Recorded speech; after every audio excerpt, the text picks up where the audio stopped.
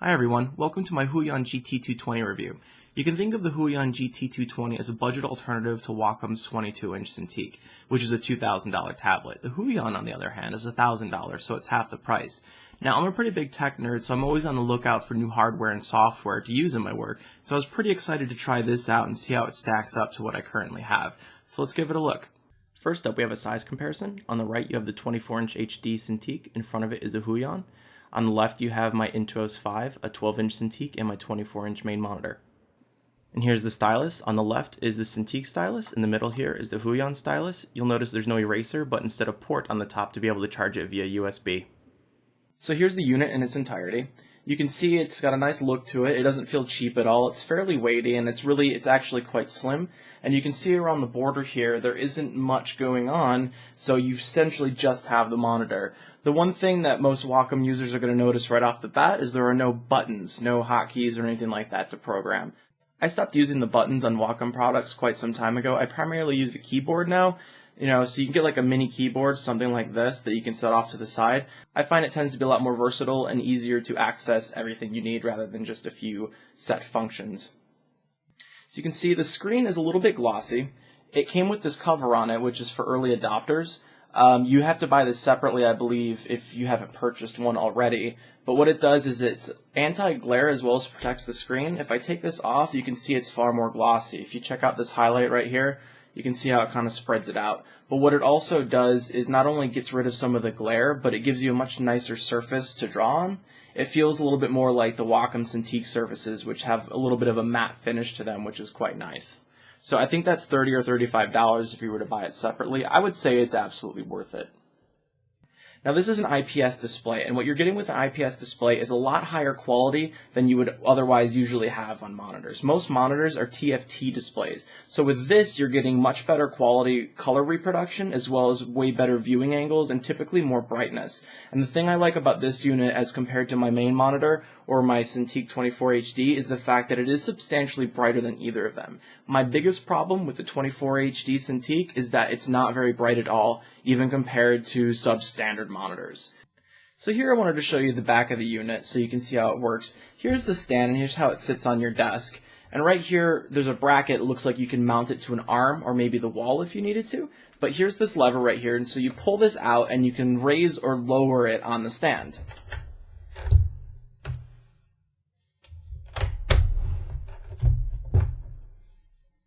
The main issue I have with the design of this unit, though, is if you look here underneath, you'll notice that the cords stick out from the bottom of the unit, which kind of creates a problem because if you lay it a little too flat, it'll sit on those cords and the whole unit becomes a little bit wobbly. Another minor issue is that if you move the unit around, the cords will start to stick out the front of the bottom, which can cause it to become a little wobbly as well. And so it's not a huge issue, but it would have been nicer if the cords came out from the back or maybe the side of the unit.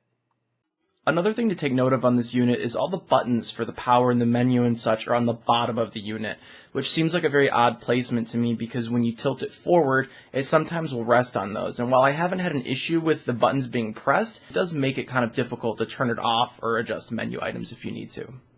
Another thing you need to be aware of when you get it is that you're probably going to have to do some adjustments to calibrate it properly. So if you come into the menu, go to color temperature, make sure it's at 6500, and that's probably where I would leave it. So what I would do is come into your graphics card settings and tweak the colors that way. The colors in this unit were actually fairly accurate out of the box. I just found that they were a little bit too cool and a little bit too desaturated for my taste. So tweaking the values in here just a little bit is easier than trying to do it on the unit itself. And for the record, calibrating this unit was actually much easier than most other monitors I've had to calibrate in the past. And this is going to be an issue with any new monitor that you get. You're always going to have to calibrate the colors. So here's a quick look at the drivers for the tablet. You'll notice it's fairly limited, and I would say this is probably the weakest point of the tablet. You can only set the pressure sensitivity as well as those two keys. It doesn't even let you set those keys for specific programs. It's not context sensitive. And so while you don't have all other hotkeys to worry about, Wacom drivers typically have a lot more features than just that. And so that's a little bit of a bummer, but it's still quite usable. It's not really that big of a deal. You can also switch which screen it's actually on, so that's actually a little bit helpful as well. So hardware and software aside, from a plain usability standpoint, how does it stack up? And I would say it stacks up really well. It's actually very responsive, and it does pretty much exactly what you would expect it to. It's super comparable to a Cintiq. The pressure sensitivity is actually quite nice. It's smooth, it's fluid.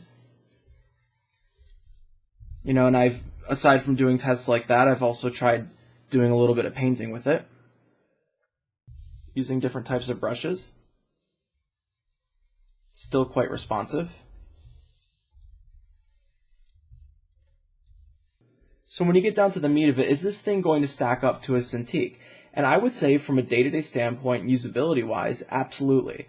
It's not quite as good, it's not quite there. However, if you're going to be painting and you don't need a lot of those other driver options, this thing is going to perform exactly how you might expect it to. So you can do pretty much anything you would with a Cintiq. The main thing that I've noticed that this does not support is tilt sensitivity in the actual pen. And so if you have a brush, like I have a palette knife brush that I use occasionally, and this thing is supposed to tilt, and you'll notice that it is not tilting when I tilt my pen. And so that's one of the bigger bummers that I've experienced, but I realized after I was bummed for about 2 minutes that I only have 2 or 3 brushes that I use with tilt sensitivity. And so I don't think it's something that a lot of people use consistently. However, you do miss it when it's gone, but it's absolutely not a deal breaker for me. One thing I've noticed that's a little bit of an issue for me that you can actually fix quite easily is that when you create a stroke like this, I'm going to do another one. Let's come into an area like this right here, and you'll see that there's a little bit of a jitter along this line right here. You can see how it gets bigger and smaller. And then up in here, you'll notice that it kind of bounces back and forth between opacity a little bit, like it's not stepping properly. For the most part, it's not actually too noticeable, and it doesn't always do it, but it sometimes does depending on the brush. And the solution that I found to this is using a plugin that I've had already called Nezumi Pro. And what this usually does is it is able to smooth out your brush strokes, and so you can do a lot of nice line work, but it also has a pressure processing curve. So if we come back in here and try to do this again, you're going to notice that inside this curve, it's actually, if you compare the two, especially in this area, this lighter area, there's no more jitter there, and the value stepping in this is a lot more consistent. It's much more smooth. And so the Nezumi Pro plugin, here we go, that's a much better example. You'll see that there's almost none of that banding in there anymore until you get to this part right here. And so it makes it smoother. And Nezumi Pro, if I'm not mistaken, is a $15 purchase. So it's definitely worth it, not only for smoothing this out just a little bit, but if you ever wanted to do any sort of line work or anything else, even with a Wacom tablet, it is absolutely worth your time. Now, as far as final thoughts are concerned, would I recommend this tablet? And I would say, yeah. I would say it's a viable alternative to a Wacom 22-inch Cintiq. And at $1,000 less, I don't think you can go wrong. There's a few minor issues I've had with it, some of which I mentioned, and I don't think any of that's enough to prevent you from getting this tablet if you need something like this to work on and you cannot afford a Cintiq. Now, there are some other little issues I didn't mention, and I left them towards the end because it's actually not a huge issue. It's the setup of the drivers. I had an issue installing the drivers, and I've seen other people also have issues installing the drivers.